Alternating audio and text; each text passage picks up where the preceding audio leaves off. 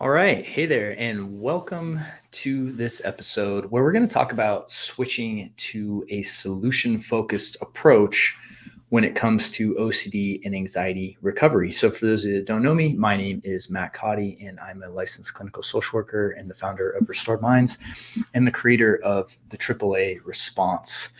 So, when it comes to OCD and anxiety, and I'm lumping those together right now because I know they're in the same spectrum of experience for people that wrestle with this. And what we're really talking about is, you're having these intrusive thoughts or thoughts you don't like. These thoughts then make you feel, this fear response, this stress response, set off in your body that then you feel compelled to engage in something to try to neutralize that, and you feel relief, and you get caught in these loops, right? That's really what OCD is. And so anxiety is a component of the OCD loop, but anxiety is really the experience we have internally, the emotional experience.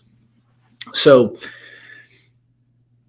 by now, if you've followed me enough, or you've been a part of the show long enough, you've heard me talk about shifting to really understanding this as a behavior problem, right? Learning to detach from your thoughts and feelings, right, and really focusing your energy on where you actually have control, right? Because the trap that most people get caught in, myself included, right, in this big time, right? So this is, most of what I talk about is stuff that I've simply learned by going through this, right?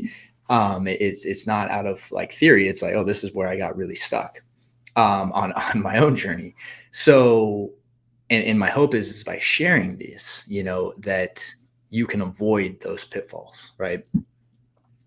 So where most people go wrong on this journey is they first try to stop their thoughts. Well, I should say, first off, they over-identify with their thoughts. They think that because their mind produces a thought, especially if it's an intrusive thought or, a fear thought or a worry thought, or even a thought about like, I don't want to live anymore, right? Or something like that. Like that, your mind is producing that, but that's not you, right? You're the experiencer of the thought. You're the observer. You're the one who hears your thought. In the same exact way, right? If you have a dream, right? And let's say you have a dream about, I don't know, think of something extreme. Think of a very random dream you had, right? If you were like, man, I was running on these plains and a yellow buffalo came and I was running alongside of it, right? And you notice this dream, happen in your mind, right? Well, you wake up, you're not that dream. Like, that was just something that you noticed, right? You even use the correct language there. Like, I had this dream, right? The same way I had this thought, right? Who is I, right? Who is I? That's you. You're the observer, right? We use this language because intuitively we know it to be true. But what happens is sometimes the thoughts are disturbing or scary. And so when we have that emotional reaction, we kind of lose our sense of consciousness, so to speak. Okay. So I hope that makes sense right there. And same thing with emotions, right? I'm experiencing this emotion right now. Well, and we over-identify with it, right? Well, okay, well, I'm having this emotion, or I'm feeling this, right? And so we even in the English language go as far to say, like, I am this emotion.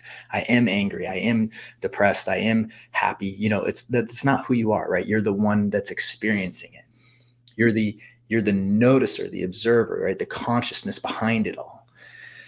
So where most people go wrong is they try to change their thoughts and feelings to be how they want them to be, or how they, quote, think they should be.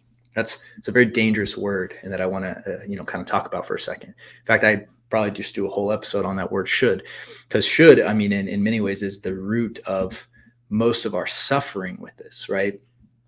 And when I'm talking about suffering, I'm talking about that us staying stuck in something, right? Because we think it shouldn't be that way, or we should have this, or, should X, Y, and Z. That causes us to react and try to control. And this is what most people do, right? We have the thoughts, we have the feelings, and then we try to control those. So we engage in behaviors in an attempt to try to change those things that are unchangeable, right? You can't change your thoughts and you can't change your feelings.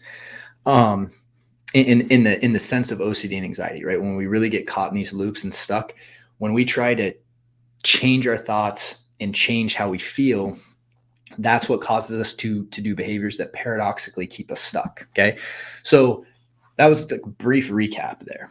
But when we talk about recovery, most people have learned about something called exposure and response prevention. And what are we talking about there? We're talking about, hey, experience the thing that makes you anxious, the thought or the situation that makes you anxious, experience the anxiety, right? And prevent yourself from responding with any of the behaviors you do to try to control it, right? Exposure and response prevention, right? And I mean, there's so many things that I would change about that if I had the ability to rename it, because it's really more exposure and reaction prevention, right? I mean, because most of the time we're doing such a reactive behavior that we're not even sometimes conscious of what we're doing. I mean, I've seen so many times with clients where they're sitting there just washing their hands and they kind of like wake up in the middle of it, like, oh shoot, I'm washing again. That wasn't, or they're avoiding something, because it's such an emotional thing that I don't really qualify it as a response, because the response is usually very calculated. And that's why, I call it the AAA response that I teach people when we talk about like what to do instead, at Restored Minds, because the idea of responding to something versus reacting to something is all the difference in this. So here's the main problem though, right? And this is what I really want to talk about in today's episode, is when you are trying to not do something, that is a bad way to create change in your life. Okay. And this is what that idea of exposure and response prevention communicates, right? It says, oh, well, just don't do your behaviors. Like if I had to summarize OCD and anxiety in one word, right? Or the treatment process in one word is, well, don't do behaviors. Be compulsion free, right? Mark Freeman, who's another guy who makes YouTube videos and works with people, and his stuff is very good. I highly recommend his content. But he talks about this idea of like the goal being to be compulsion free, right? And it's like that the wisdom in that is paramount, because it's not how most people teach this, right? And it's not what most people focus on, right? And it's the exact truth. The idea is to be compulsion free. But here's where I think the confusion comes in. It's like, okay, well, if I don't do my compulsions, what do I do? Right. And this is why I don't like teaching this. This is why I teach the AAA response. It's the foundation of what I believe to be the OCD and anxiety recovery process, because when you don't have something to do, like think about it like this. What's happening in our body? Our body's going into the fight or flight response. Okay. And so our body's literally manifesting energy to propel us to fight and flight a perceived threat. And so you have all this energy, and the idea is like you feel compelled to do a certain behavior because you think it's going to keep you safe. And we say, well, don't do that behavior. But there's still all this energy there, right? It's still like this huge form of energy. You feel compelled to do something. And that's why switching to a solution-focused approach is what changes the game for people, because you need to feel like you're doing something, right? Sitting and doing nothing is not good guidance for me to give to someone. I mean, because like if it was good guidance, if I was saying, hey, you're doing these behaviors that are keeping you stuck, stop doing them, that's what I would tell people who are wrestling with addiction. If this was truly effective guidance, right? Which again, I don't believe it is. It's like if someone was wrestling with alcoholism or an opioid addiction or whatever kind of addiction they had, I'd be like, oh, well, just stop drinking.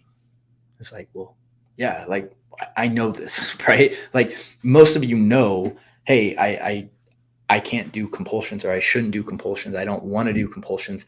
But again, the drive to do them is overpowering. And this is why just telling people not to do something is, in my opinion, poor guidance.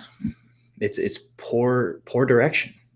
And like people in the field that are helping people, it's like I just there needs to be more solution driven approaches. And that's what the AAA response really is, right? It's like if we do these steps in this order, we don't do compulsions, but at the same time, we are focusing on doing the right thing, right? So by switching your focus to doing what you're supposed to do, you feel as if you're doing something, which is important because your nervous system is telling you to do something.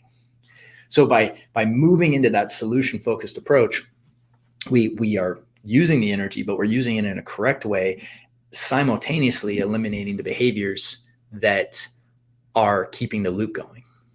Okay. So when we talk about switching to a solution focused approach, I think it's a paramount step on this road to recovery, and why it's so important, because this step right here of just moving into that solution focused approach, especially internally, right?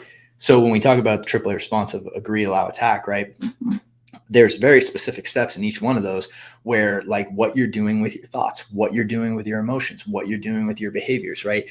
And it's what to do every time. Because if we focus on what to do, we already, as a byproduct, eliminate what we shouldn't be doing. But if we're still problem oriented, if we're trying to remove the compulsions, what happens is that people usually report getting very overwhelmed because they're like, well, man, I have 500 compulsions that I do. Which one do I eliminate first? How do I eliminate them, right? And is there ones that I should focus on before the others, right? And there's this sense of overwhelm, and then people just give up, right? And I'm using very like generic terms like people and, you know, all this. It's like I'm just referencing just all sorts of conversations that I had over the years with many different clients and people that are wrestling with this. So I'm speaking in very broad categories. But the solution-oriented model and solution-focused approach will give you that anchor into doing something, and as a byproduct, eliminating what you shouldn't be doing. And internally, I think that's so important, because when you're really in it and things are really happening fast and you're really, you know, struggling with the thoughts and with the feelings and all this stuff, just saying don't do anything is not really effective in my experience. It's counterproductive, because then the person's like, it creates this kind of like frozen response, right? So I hope that this has been helpful, and I hope this makes sense. And, you know, I have a little guide down in the notes that can get you started on the AAA response and really starting to understand how this works and understand how to use it in your life. It's free. You just literally, it's right down in the notes below. You just click it and download it. And then we also have additional resources over at Restored Minds to help you with this, whether it's, you know, additional training, along with coaching, group coaching, right? You know, all that stuff.